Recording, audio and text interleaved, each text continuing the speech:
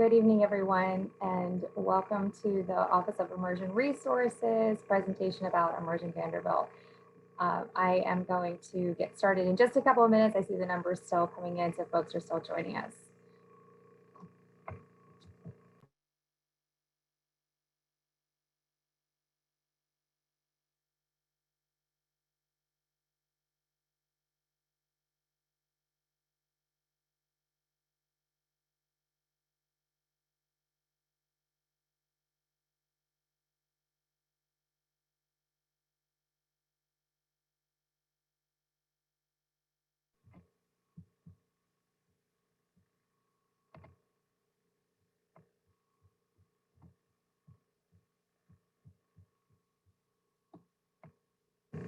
Okay, it's a couple minutes after the hour. I want to give everyone an opportunity to join, so I'm just waiting on the last couple of people to come in, and then we'll get started.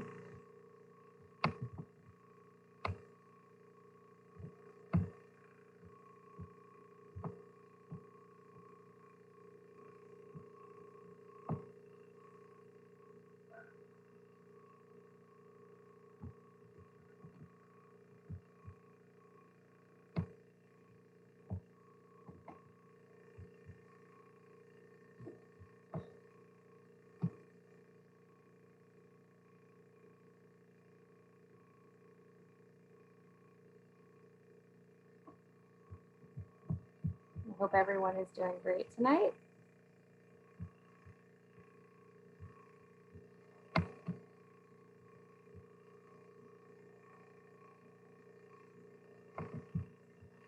I want to let everyone know that we've got a couple of different options. Before I get started on the presentation, we do have a couple of options for asking questions this evening. So the chat is available for you all. I might ask you a couple of questions and you can respond in chat. If you have a question that you'd like to ask me, then please put that in the Q&A and I'll answer those as they come through. And as I go through the presentation, I'll try to answer some appropriate questions, but pardon me, I'd like to get through the presentation and then we'll have time for Q&A at the end. And it's 3 after. I'll go ahead and get started on the presentation. I want to let everyone know that this is being recorded and it will be made available after. So if anyone wants to see a recording of this session, or if you know someone who couldn't make it and wants to see it, then it will be available later. My name is Carolyn Floyd. I'm the director of the Office of Immersion Resources. I am so happy to be here speaking with you this evening about Immersion Vanderbilt. I hope that what I share with you this evening illuminates the program for you and helps to answer your questions so that you can help your student with their questions. And my presentation will probably take 15 or 20 minutes. And then when I'm finished, we can spend some time talking about the program and about your questions. I do want to remind you that if you have something that you want to ask me, please put it in the Q&A. Chat is also available and I might ask you some questions and you can just respond in chat. But if there's something that you want to make sure that I respond to this evening, then please put it in the Q&A. And if I cannot answer your question tonight, if we run out of time, or if I don't have the answer, then I promise I will respond later via email. So thank you all so much for being here this evening. I hear that there is feedback and buzzing sound. Is this something that other folks are getting?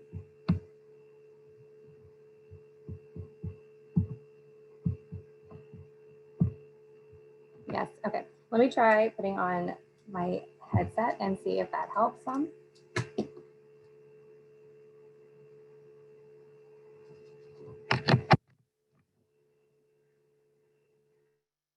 Okay. And is this better? Yes? Okay, great. I feel like a telephone operator when I wear this, but it's a little bit better. Some folks say no change, and I'm sorry for that. But we'll go through it and hopefully the sound problem will clear up. So again, my name is Carolyn Floyd.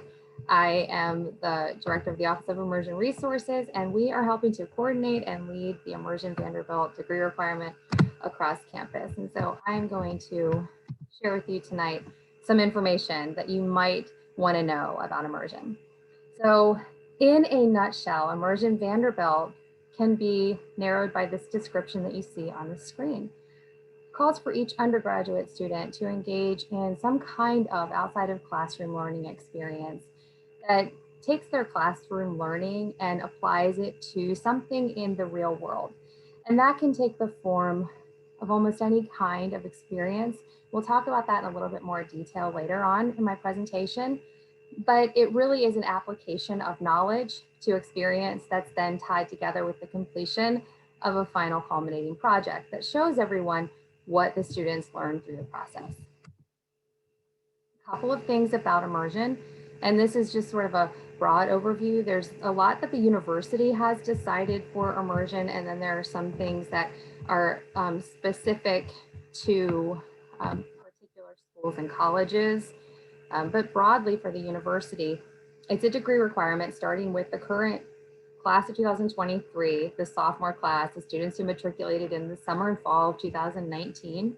And it goes beyond. So the current first year students and every student who's coming in the next incoming first year class in the fall of 2021 will also have immersion as a requirement. It does not need to be tied to a student's major, but it can be tied to a major, and a lot of majors and minors have it built into them. So I saw a question, does this apply to engineering majors? It does, it applies to every major, but engineering is one of those majors that has immersion built into them.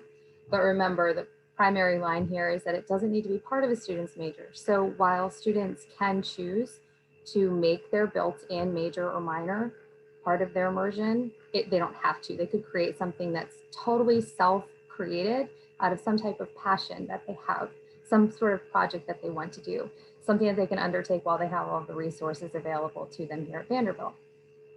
Students can do their immersion project in any of the schools and colleges.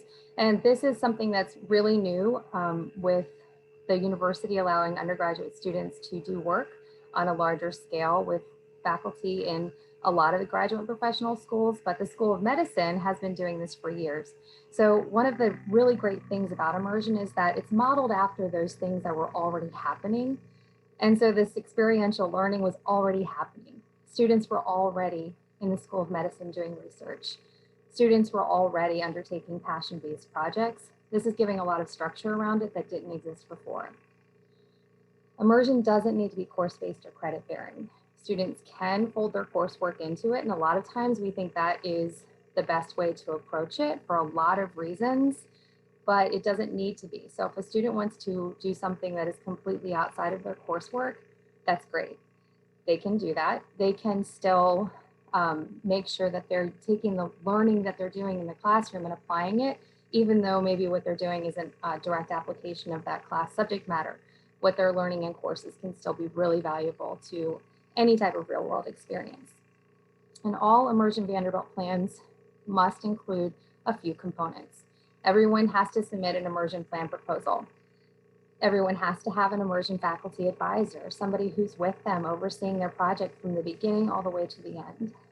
There has to be experiential learning with about 300 to 500 hours of time in experiential learning. If you think about that, that's one summer of work for a lot of students. It can take place over the course of several semesters, and it can include courses that have an experiential component to them. And then every project must be completed with a final project.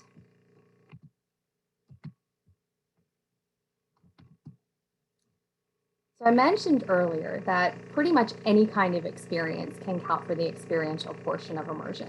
And I want to talk a little bit more about what that means and how we organize that information so that students can start thinking about what they're doing. We're really cognizant that we're bringing into the university first year students who just came out of high school, who are learning how to navigate so many things. And what we want to do is make sure that those students have some really good guideposts along the way for immersion, because it is so broad and open for whatever they want to do. We want to start giving them information about what kind of opportunities could fit with immersion so that they can start narrowing down their ideas and really honing in on that one project that they want. So there's a civic and professional pathway, which is things like government work, internships, paid work, service work, um, anything really in the community in a place where it's got a sort of a professional setting is going to be the civic and professional pathway. The creative expression pathway will be students who are doing performance work, creative writing, recording, cinema, anything with a sort of creative side to it. International pathway is not only study abroad, even though study abroad can count towards immersion, it's also anything that's done domestically with a sort of international focus to it. And then the research pathway is a wonderful pathway that covers every type of research from social sciences and humanities to wet lab research. And every one of these pathways can cross over in one single plan. So a student could do something with research and end with a creative expression project. And we have people on campus who do that. So the really exciting thing about all of the experiences that your students do at a university like Vanderbilt, there will be somebody who will be able to help them see through their final project and come up with that one piece that really speaks to what they did. So a few things about immersion that we really like to stick with when we're talking about students getting through this is the timeline, because we really want to make clear that it's very individual. So you'll notice the title of this slide is Suggested Timeline for Immersion Vanderbilt. That's because it's not the same for everyone. This isn't a cookie cutter approach. Now, some students who choose to make it part of their major or their minor will follow what the faculty have set in the curriculum and do what will have qualified for their major requirements or their minor requirements to graduate, and then they'll satisfy immersion through that. But students who design their own project need a little bit of a guidepost again to keep them on track. So we talk about these things in years. Year one, the first year, they're exploring. First year students are welcome to come and talk to my office for advising, and we love it, but we don't encourage them to submit a plan proposal in their first year. They certainly can, but we really want them to be first year students. They need to practice taking exams and making their own food and living at college. We don't want them thinking too hard about immersion, but we want them to identify those things that they do feel passionate about. And a lot of students are undeclared as a major, so what is their major? But we do have opportunities for them to view past projects, current opportunities, and to come to a ton of events. The Office of Immersion Resources hosts events very regularly, and we love to have our students come, even if it's something they didn't think they'd be interested in, to explore and find out. Maybe they'll find something new that they didn't know they loved. In their second year, after they come back from their first summer, we want them to think with more intentionality.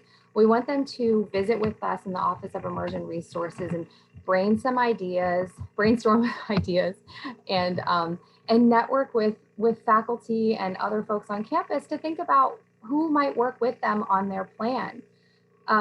They will submit their immersion plan proposal by April 1st of their second semester on campus.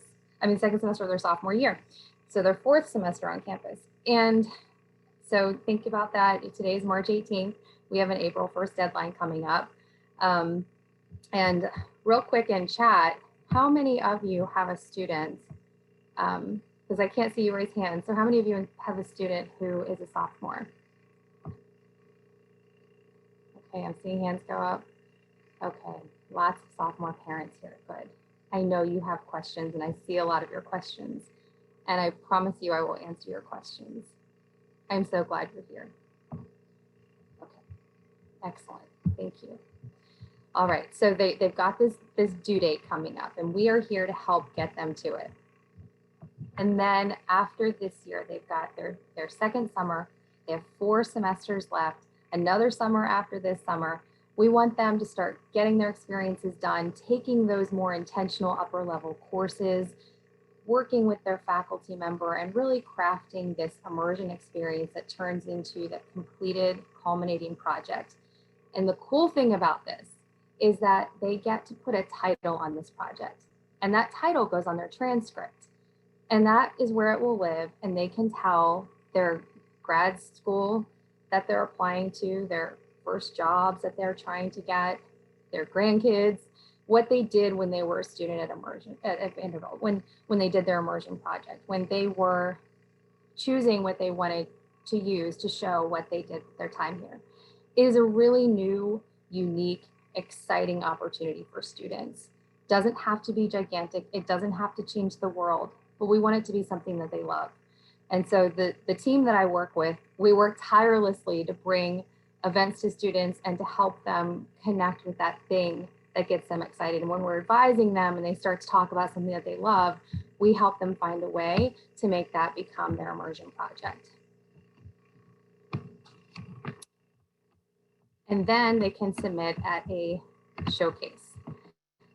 So students will be able to either showcase at something that's hosted through their school and college, or that the Office of Immersion Resources is hosting. And we have started hosting events. So we're creating new showcases already, even though we don't have many plans in place yet. So some examples, I know you all have been asking for these. I see questions about want some examples and some ideas. So here are just a couple. And I'll tell you, we have over 1,400 plans in place right now between the class of 2022 and the class of 2023. So this is a very small sampling of those. But a student wanted to do research on microbiomes in urban communities, and a student wanted to explore how trauma and mental health are portrayed in spoken poetry. Another one is learning to use VR to enhance teaching chemistry to students who learn differently. Another one is demonstrating the effects of climate change through research via photographic visualizations. And these are all approved immersion plans. These are things that students are doing on campus with faculty. And they have decided on this project and undertaken it and are moving forward. And they're going to have an amazing project in the end to show for it. So how can they get started? They can make an appointment with an advisor in the Office of Immersion Resources. I say come meet us early and often. It's not just a one-time deal. When I speak to the students I advise, I tell them, I am yours. I want you to email me. I want you to call me. I want you to Zoom with me. And when everything is open again, I want to meet you. I cannot wait to meet these students. I want them to consider the topics that interest them and think about how they could be part of their immersion project. What do they love? What do they want to spend potentially a couple of years working on? And I want them to go and read about past projects, read the FAQs on the portal. We've created a system that exists entirely to organize information and provide resources for students. All of this is paperless. Students submit their plans on the portal. They can make changes to their plans on the portal. I saw a question, can they change it? They sure can. They can withdraw a plan and enter a new one. It's really flexible. We know that college is a time for a lot of change. We know that it's a challenging time. And we know that students want and need a lot of flexibility. And so we've provided that. And we want students to really take a hold of this and take ownership over Immersion Vanderbilt projects that they're working on. And the best thing they can do is to get started early, asking questions and exploring about it. So maybe they could go and read the plan proposal before it's even time to submit it and think about how they might answer the things that are on it. Talk to potential advisors or faculty who could introduce them to advisors, and then make appointments, like I said, early and often with the Office of Immersion Resources. And here we are. This is my team, and I cannot say enough good things about this group. This is the Office of Immersion Resources advisors across the top. They specialize in particular pathways. As pathways I mentioned before, we have connections in all of the schools and colleges so that we are working closely with faculty and offices in other areas to make sure that we can bring all of the resources to the students, everything that they'll need or need to know for their immersion project. We hope to learn. If we don't know it, we find out and we get it to them. And we've got an amazing administrative assistant who helps keep us organized, and we couldn't do this without a whole set of partner offices as well. I wanted to keep the presentation concise because I knew there would be a lot of questions, but this is definitely a group effort across campus. And Vanderbilt has done an amazing job of providing support for our students to get recognition and structure for these experiential undertakings that they were doing already. This slide presentation will be available to you in the recording, and I am okay with the slide presentation also being available to you otherwise. So here is a list of websites that are a resource. Please make sure that you use these resources. Your student can access the portal. You won't be able to because it requires certain credentials to do so, but your student can show you when they're on a break. I am happy to walk you through the website sometime and share with you information if you ever want to email me. I'm going to put my email in chat for you. And then I'm going to start answering some of the questions that I see coming up because this is the end of my presentation. There's my email address. And I'm looking at your questions now. So I'm going to go back up to the top and I'll do my best to get through all of them. It's 7:22. So I think we'll have time to get through quite a few of the questions tonight. And I'm sorry, the audio seems to be going in and out. I'm so sorry for that. I promise I don't have a vacuum, by the way. I saw these comments in chat. I don't have a refrigerator or a vacuum or anything running near me. I wish I could do something about the audio. I don't know what the problem is with it. But hopefully the recording will come through clearly. And again, you can email or otherwise try to get a hold of me later and we will talk through this, but the presentation will be available for you.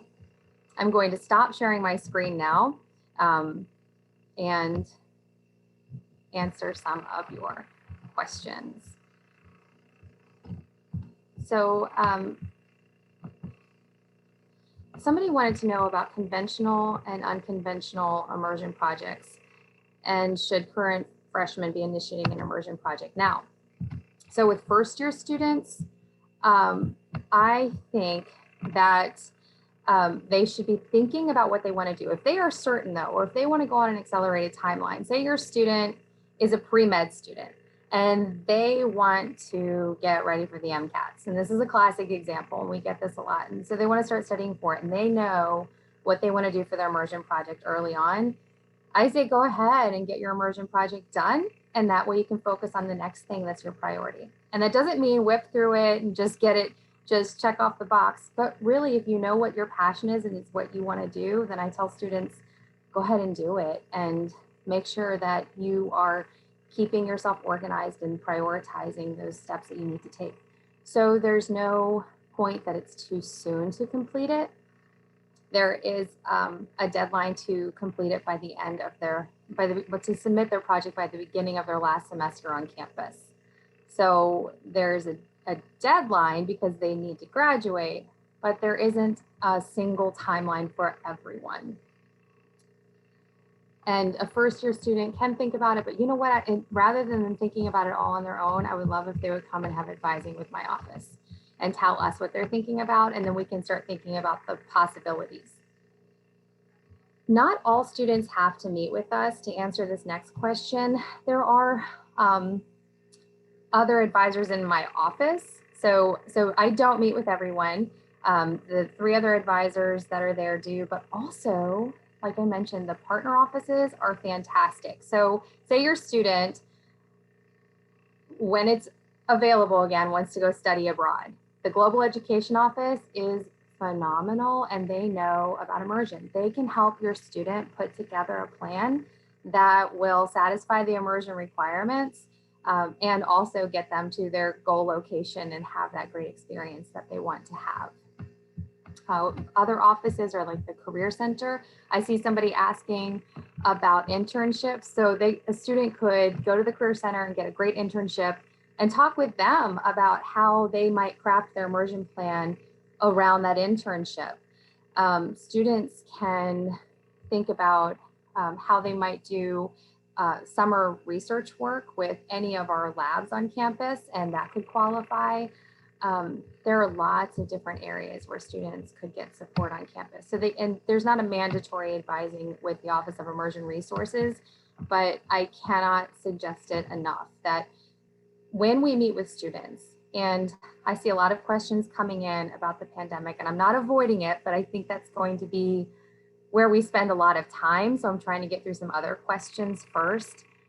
But to answer that, not only is college stressful, and not only are students dealing with a lot, but then we've been living through a pandemic for 12 months now.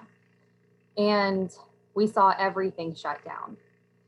And we know how that was, and we know how students felt. And it has not been easy for them. We're aware of that. But we do provide support for them, and they do have so many opportunities. And with 12 months to plan, there have been so many ingenious, great things that have come up. And I'm so impressed with how the faculty have supported the students and come up with some wonderful virtual opportunities. I'm amazed at how industry has turned internships into virtual opportunities. The very essence of this is actually really encouraging because there is so much support. But we also know that it is very difficult. And so, so there is an ability for students to come and talk with my office and hear about resources they may not have known about.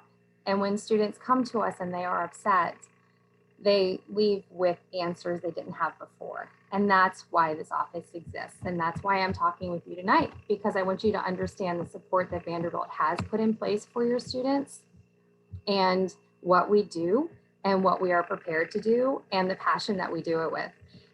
So I wanted to make sure that you understand that pandemic or no pandemic, I strongly encourage students to come and speak with us.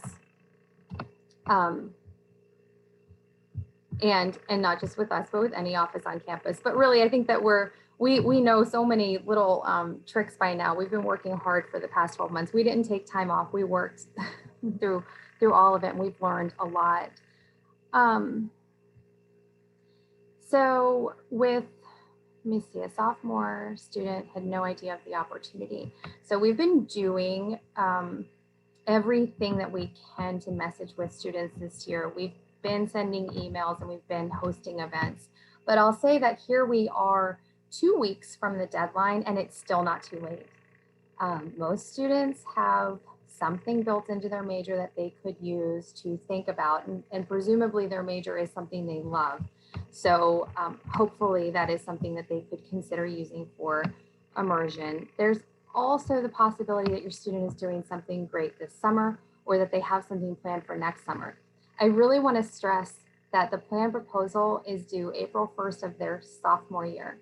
That's 2 years from when it's due. Remember, the final project is due at the beginning of the last semester they're on campus. So we're asking them to tell us what they're thinking about doing for immersion now. They are not expected to have their immersion completed. They're not expected to necessarily know, because we are aware, like I said, we know things got closed down and now they're reopening. And we've all lived through the effects of the pandemic and we are aware, but we want to know what they're thinking because they have 2 years to complete this.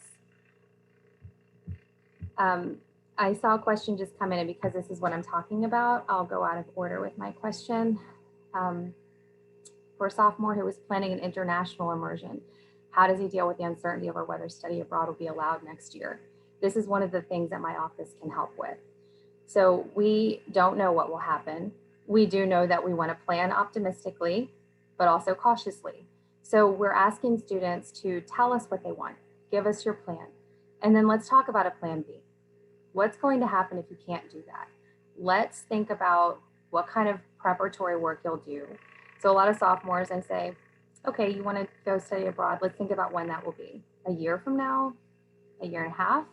What work are you going to do to prepare for that? And then what might you do if for some reason you can't get on that plane, whether it's because of the pandemic or not? I've been saying this since last year before we knew. What will you do though if you can't get on the plane? What's your plan B? Just think about that. And that is really good contingency planning, but also we have to think that way and we really don't have a choice. And that's very unfortunate, but that's what we're doing. And that's the value of advising with my office. We can talk to students about the flexibility that I mentioned Immersion has and about the things that we are able to do to help them get there. We are walking side by side with your students, and we will do everything we can to help them meet their goals, but also to help them graduate, because this is so important. And we want them to feel supported, and we want you to know that they are supported. David, you've had your hand raised for a little bit. I don't know how I can get a question from you unless you put it in chat like right now, and then I'll answer your question.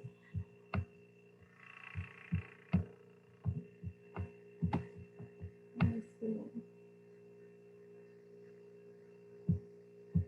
I see some questions about no internships, no travel secured, right? This is the thing. This is the thing for students, is to come and talk with us.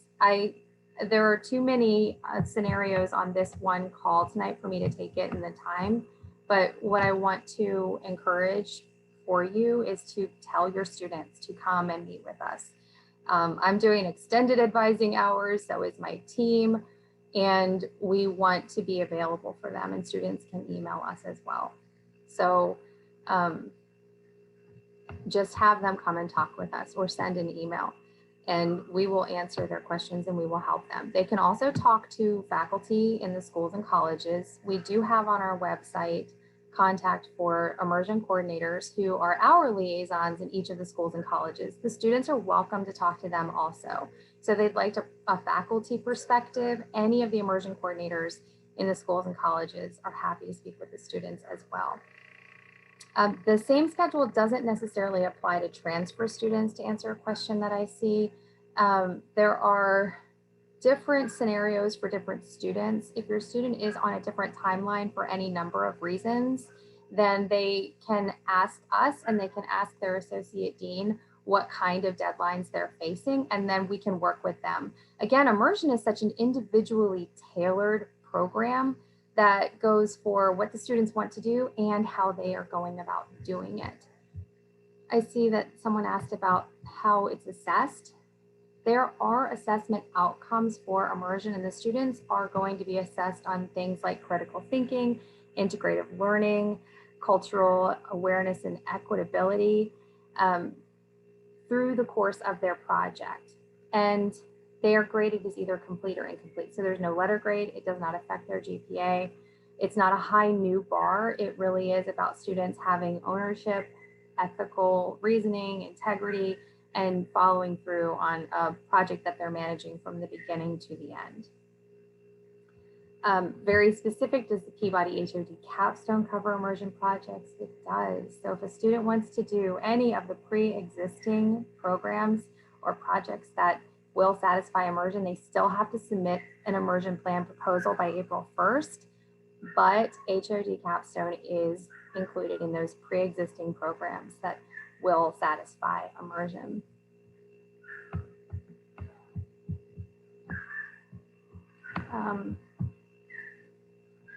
Let me go look at these questions here also. I'm still on Q&A here. I'm going to scroll back up and see what I've missed.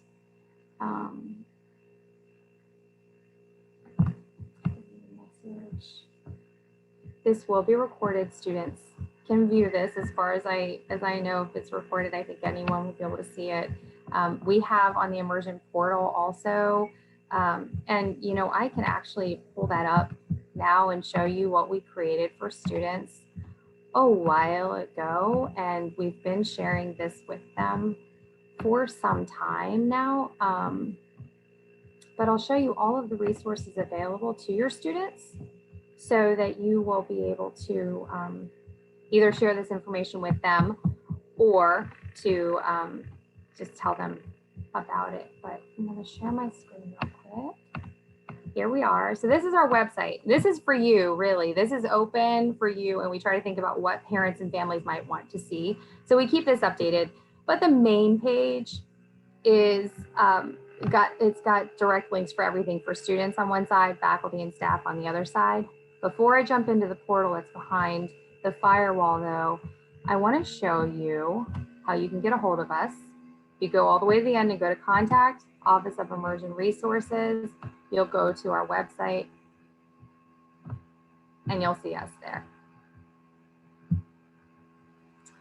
Let's see.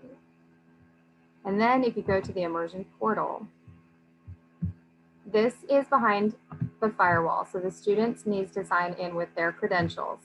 But this is where we have all of the resources available for students. We have a multitude of FAQs, video tutorials, many events. We have more events coming up in March, and then we will have some things in April to support students who don't meet the deadline. Here's the opportunities database. There are over 300 opportunities available for students to browse, and a lot of them are like job postings where faculty are saying, I'm looking for 3 students to work in my lab, or we are looking for X number of students to come work on this kind of project with us.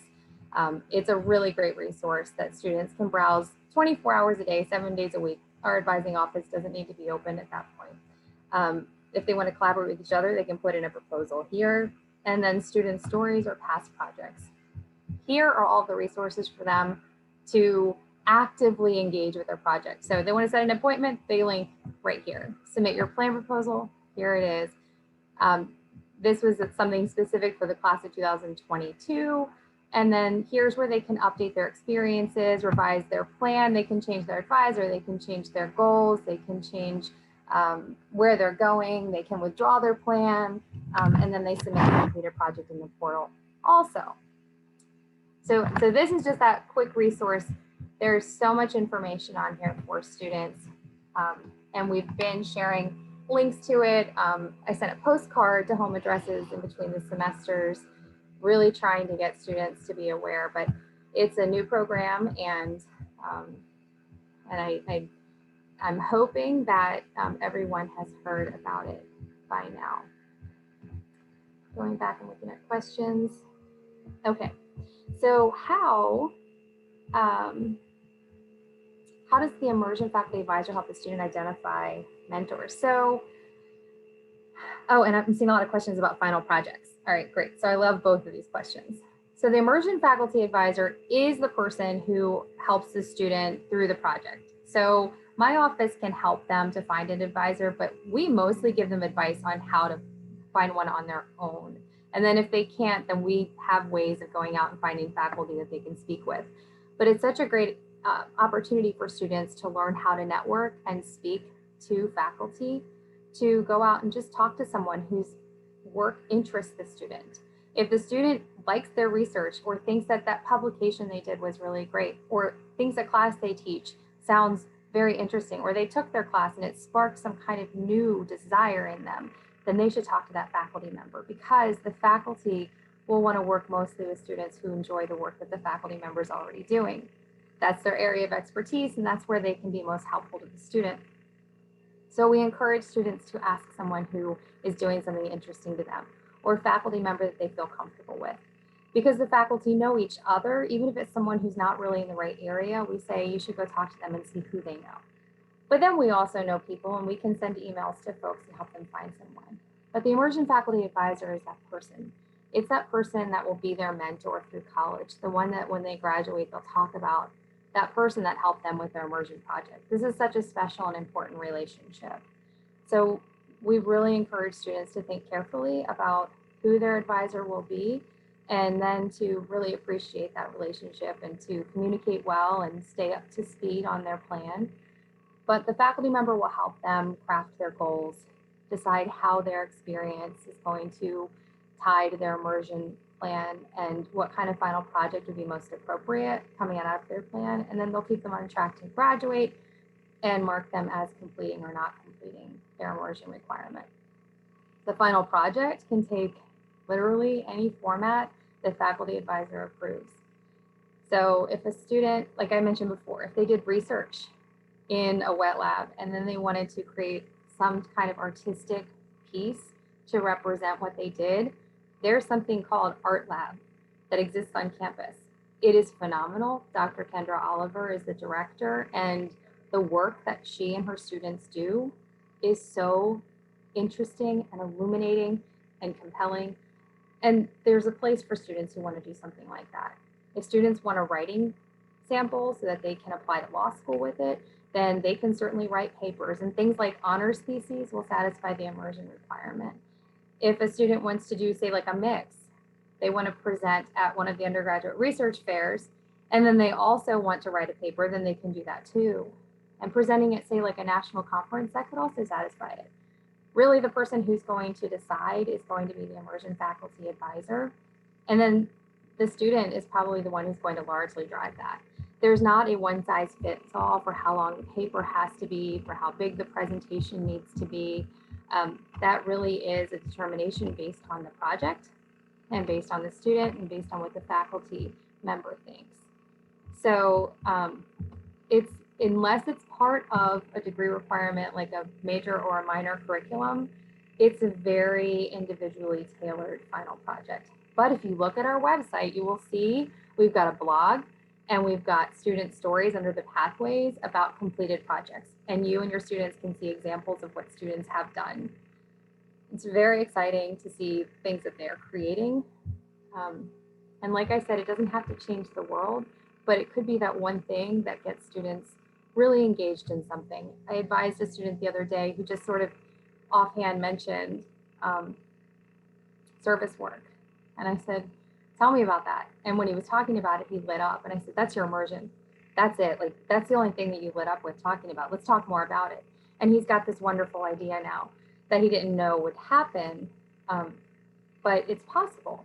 And I want to say immersion is about those possibilities. And it's not about doing something extra outside of their coursework that's burdensome. It's about something that they would enjoy doing, that oftentimes is tied to their coursework, that really does come out of a desire for something they want to do.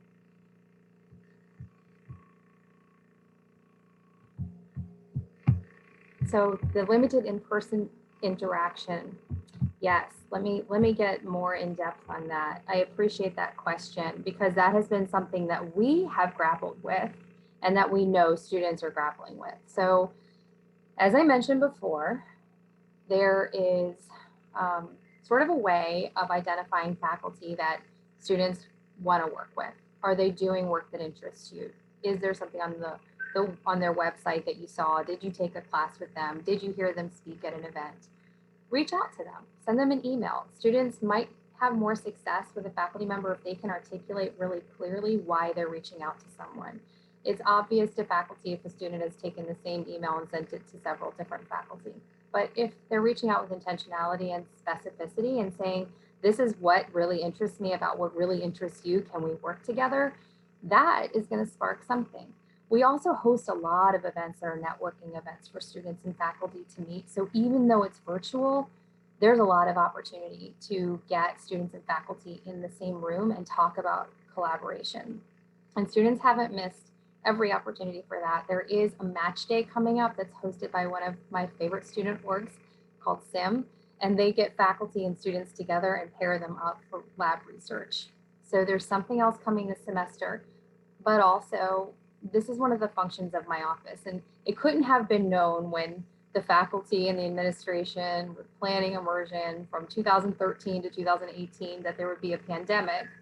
But the way that it's designed worked out really well because one of the functions of the Office of Immersion Resources is to help students when they're having a hard time making that connection. So we have been called to action in ways that we didn't know, but the structure was already there. And I can say this with a smile on my face because I'm grateful, because we were already paperless. We were already able to just move seamlessly into a Zoom environment. I'm not going to say always happily. I think that we're all a little zoomed out, but it worked and we're able to keep going. We're also able to advise students more easily, I think, this way. I'm hosting advising late at night, which I couldn't do if I was staying on campus. So there are some good things, and there are some ways that we've worked around the limited in-person access to help compensate for that and do the very best that we can. But I want to say this, I want to make this very articulated to you, because I say this to the students I advise also. When they submit their plan proposal, it goes through a review process. And the first step in the process is it comes to my office. And those same happy smiling faces that you saw on that slide are the same people who review all the plan proposals. So your student is submitting a plan proposal to a human who's really invested and we care. And so we're not going to read that with the most critical eye. We're going to look at it and say, how can we help the student get this plan proposal through? And then we send it to the school where an immersion coordinator will review it and they'll say, okay, this is a good plan, and we'll go ahead and send it on, because they're still building uniformity and we're still figuring out the definition of all the immersion plans. But really, it's a nice review process to make sure that all the plans are meeting that standard of time and the final project is articulated. And they're humans also, and they're also really supportive of the students. And then it goes to their faculty advisor who says, yes, I've spoken with this student, and yes, I've agreed to oversee this plan. And then the student gets started. But what I want to make really sure I say clearly is that every step of this process is involving humans who care, who really want to support the students, because we saw what happened this past year, and we know. And hopefully one of the best things we can do through immersion is hand them a victory of experiential learning when they do graduate 2 years from now. And there are some really innovative ways of doing that. And hopefully as things go forward, we'll also have some of the more traditional ways in larger part. But this summer, there is lab research that's going to happen that was canceled last summer. We are already seeing some things opening back up.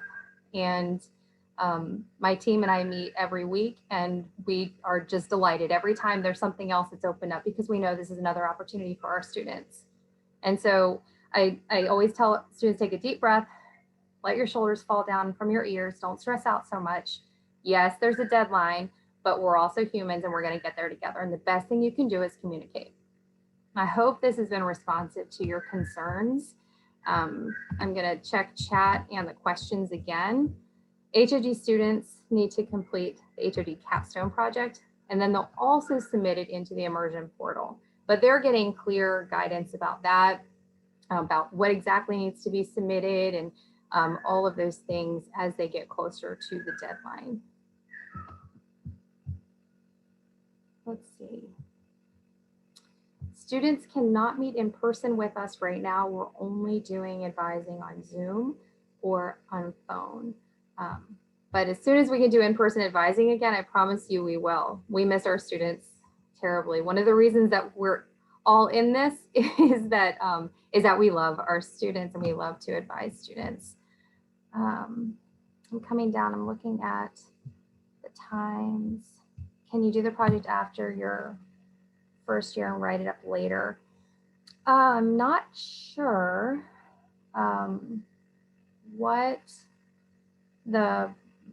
exactly that means. So I'm going to talk through what I think is being asked and hopefully be responsive to your question. But if a student is doing something this summer that would satisfy immersion, and not just a first year, but like any student, they've got this experience, but they don't have a plan in place and they want to write it up later, they're doing something else, say they're a sophomore and they've got something submitted and they end up landing on this like really cool experiential opportunity and they want to change it, they can do that at any time. So if your student ends up finding something this summer that they want to make their immersion, they should just submit a plan proposal then. It's available all the time. It's always online. We work 12 months out of the year. They'll need to have a faculty advisor. And if that's a problem, again, we can help with that. There are ways that we can help students get their projects started, get their plans moving, and we'll kind of work with them and make sure that they have all of the bases covered. But again, it's that communication key where they just need to tell us what they're doing, and then we'll help them with all the resources that they need. And I hope that was responsive to that question. If not, please let me know. And the requirements for the plan proposal, I did not pull that up when I pulled up the portal, partially because the fan on my laptop started going, and with the complaints about noise, I was concerned it would be really loud. But the plan proposal, it asks students to just tell us a little bit about themselves. What year are you? What's your major? What school are you in? Who's your faculty advisor? And have they already agreed to oversee this plan? Are you doing this as one of these pre-existing built-ins? And there are 13 or 14 of them in the College of Arts and Science. There is the Blair senior recital and the composition. There is the senior design project. So all of the engineering majors have this built into their degree requirements already. There's the HOD capstone, student teaching. There are several things that are built in already. But then even notwithstanding those things, a lot of students are doing experiential learning outside of those majors that have them built in, that they can really very easily fold in what they're doing already. But every time I say this, I always feel compelled to also say, as long as it's what they want to do. If there's something else they have time and desire to do, then we encourage them to do it while they're here. There are students that we talk with who are in one major and they love it, they're happy, but they have this other passion that they weren't really able to chase anywhere else. And this is maybe their last shot. And they're in a school that has, say, great language departments. We see a lot of this. So the students want to do something because they're bilingual and they want to do something with their second language. And this is maybe their only opportunity. So even though it's not their major, they take a couple of language classes and they work on something like maybe a translation of a piece or something about cinema and film in different languages. So there's a world of opportunity if the students can think about what it is they really want to do. And I love that there's a lot built into their majors, and I love that a lot of students feel passionate about that, or that they find it a relief. I mean, I'll be honest, they just find it a relief that they can do both things and be done with it, and that's okay, because they are engaged in that critical part of immersion. What's so important about it? Having an immersion faculty advisor, that mentor piece, engaged in a project that's experiential learning, tying it all together with a final culminating project and being able to cogently say what you engaged with, how you engaged with it, how it changed you, what you learned. That self-reflection is really at the core of experiential learning, and that's what we're asking them to do. I'm going through the questions, and I feel like I have answered all of the questions, maybe not individually, but I've kind of grouped them together mentally. I see I didn't answer one here about, does every immersion project get accepted? Are there particular grading criteria? So not every immersion project gets accepted. They do get sent back for revisions. There are not grading criteria, but there are certain things. So in the very beginning of my slide presentation, I talked about those things that are required across the university, right? 300 to 500 hours of experiential time, plan proposal, a faculty advisor. And also on the plan, I was talking about this and I got myself off track. The next thing after, if they're doing this, is it built in, are goals. So do they have articulated goals? Are there goals of the project that they're joining? So like say a research lab or an internship or a job. And then are there personal goals that they also want to talk about? And then they have to give a description, exactly, what do you know you're going to do? And really, what do you know? And then tell us what you don't know. Like if you're aware of some unknowns, tell us what you're hoping to discover or what you know you still need to build out. And then they tell us how much time they're planning to spend. So if they're telling us they're going to do research this summer, then how many hours a week for how many weeks are you doing research? Because we really want that quantifiable number as close as we can get it. And then students are able to tell us any classes that they want to add into this, to tell us how they have the specialized knowledge that they need. And maybe to help build up that experiential hour requirement if what they did is like an applied class that has some kind of experiential component to it. And then they tell us which pathway or pathways are most represented, where they're planning on doing their experience, when they're going to start, when they're going to finish, and then what's their final project? What does it look like? And I want to, again, like little asterisk next to all of this is subject to change. When students submit their final completed project, their faculty advisor says it's completed or it's not complete. I don't come through with a pencil and say, yeah, but they said they were going to do this and they didn't do it on their plan proposal. That's not how it happens, because we know that these things have an evolution and they change. And that's why there's a lot of flexibility. And so what they start with is not expected to be what they end up with. So this is a proposal. This is like, where do you think you're going to go and how are you going to do it? So we want to make sure when the plans are submitted that there's a certain level of specificity, that if I read a plan proposal and someone says, tell me about that plan proposal, I could tell them with enough detail what a student is going to do and how they're going to meet that time requirement. If they're doing a group project, what part of that project is their own piece, what are they responsible for doing, just that kind of thing. And then some of the schools have requirements. So the next question here is, can students do projects in the graduate and professional schools? So yes, and in the School of Medicine, there are certain requirements. So beyond those universal requirements I spoke about, the School of Medicine requires assigned mentor-mentee compact. They want to make sure students understand the 300 minimum hours of academic engagement. And there might be requirements to do research in, say, like the VUMC labs have specific research criteria that to prepare to be in them that students have to follow. But the School of Nursing, Law, Divinity, Management, all of these schools are participating also. And so we send plans back if they're not really like administratively ready. We review them to make sure they're ready for the faculty to review, but we don't approve or disapprove plans.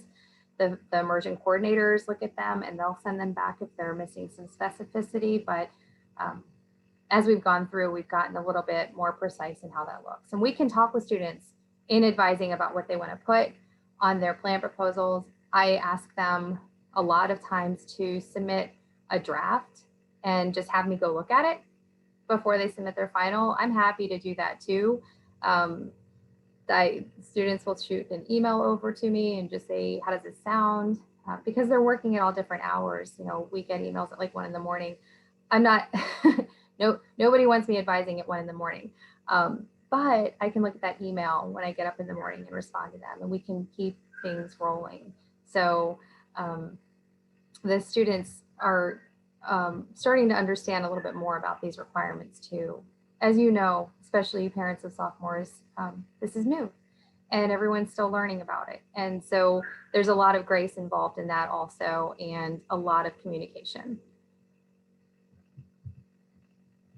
I'm looking for more questions. Okay, I see. Let's see, for any of you who have mentioned your specific student and their majors, I dropped my email in chat earlier. You are welcome to email me or have your student set an advising appointment and come talk to me. That's probably the quickest approach, because some students even submit their plan proposals while they're in their advising sessions with me. So they share a screen and we go through and we submit. They're very happy to find out that what they're doing will include immersion, and off we go. But it might also require a little bit more work than that. But just have them come and talk with us.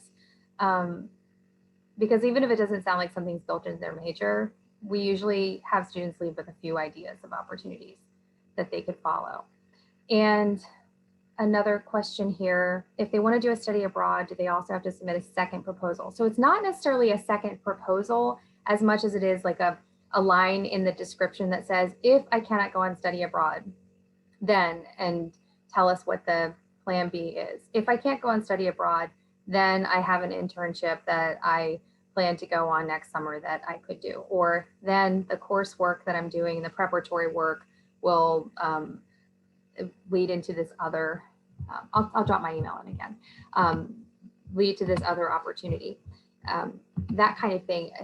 What we're looking for is really a signal that students understand that there's a possibility it won't happen. They have to think about the plan B, and then they don't have to know everything about the plan B. So this is not a second plan. It's really an acknowledgement, like, okay, if this doesn't happen, then this is what I'm going to try to do.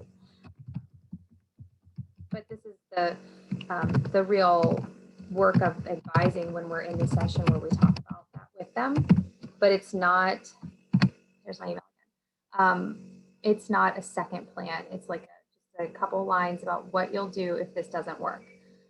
Another example is we've got students who apply for internships. Well, lots of students are waiting to hear about internships and summer opportunities. So they've got still a plan proposal. What are you going to do? Which internships did you apply for? How many of them? When are you going to hear about it? What might you do if that doesn't work out? Let's see. Yes, and here, you know, that's a great suggestion.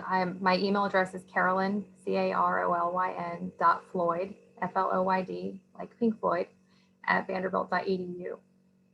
And if you wanted to send an email to the general Immersion account, it's immersion@vanderbilt.edu. And in case you didn't notice, it's 8:01, we're over time, but I also love to talk. So I didn't even realize what time it was. I have had a really great time answering your questions and sharing with you about Immersion tonight. I hope that the passion that I feel about this and that my office feels about this has come through for you. The idea that your students are supported and that they have this excellent opportunity to do something unique and get recognition for this experiential learning that they're doing is such a wonderful asset to them here at Vanderbilt. If there are other questions that you have, please don't hesitate to email me anytime. And I wish you all the best. And thank you so much for being here. Anchor down.